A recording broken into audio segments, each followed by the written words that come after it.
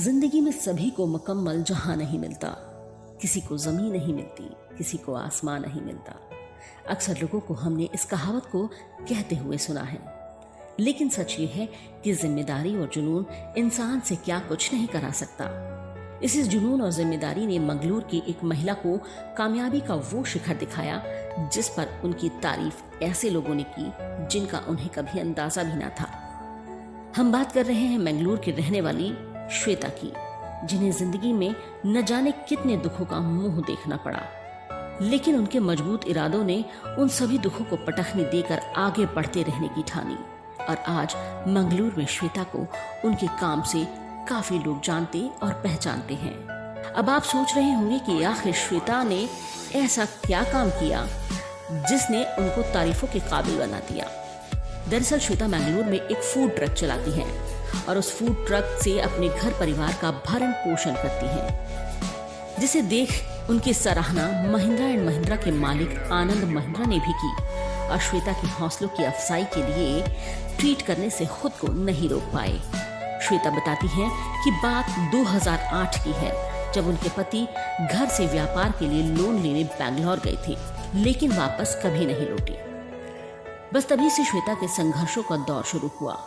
ऐसे में श्वेता ने हार ना मानते हुए अपना काम करने की ठानी और बस चल पड़ी अपनी परेशानियों को धूल चटाने के लिए। श्वेता ने सोचा कि वो एक फूड ट्रक शुरू करती हैं, लेकिन अब सामने परेशानी आई पैसों की।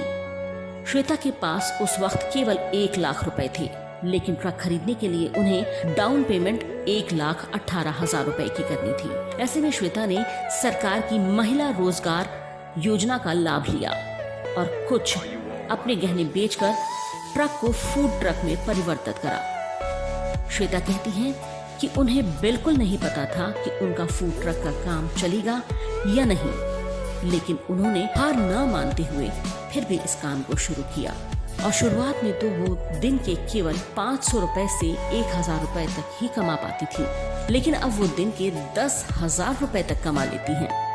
श्वेता कहती हैं कि उनके लिए सबसे ज्यादा खुशी का मौका वह था जब आनंद महिंद्रा ने उनके लिए ट्वीट कर उनका उत्साहवर्धन किया और हर संभव मदद का आश्वासन दिया। इतना ही नहीं, श्वेता का मानना है कि आज भले ही वो उन ऊंचाइयों पर ना हो, लेकिन एक ना एक दिन वो जरूर उन ऊंचाइयों पर पहुंचेंगी जहां वो होना चाहती हैं। श्वेता ने बताया कि एक दौर ऐसा भी था जब वो जहर खाकर मरने की कोशिश करने वाली थी, लेकिन फिर सोचा कि दुनिया के सामने कायर नहीं बनना चाहती थी। श्वेता कहती हैं कि हमारे अंदर अपार शक्ति है, बस अगर जरूरत है तो खुद को तैयार करने की और जज्बे को कायम करने की, फिर पूरी दुनिया आपके साथ होगी और कोई भी मुकाम आपसे दूर नहीं होगा। इस प्रेरणादायक कहानी पर अपनी प्रतिक्रिया नीचे कमेंट बॉक्स में दें।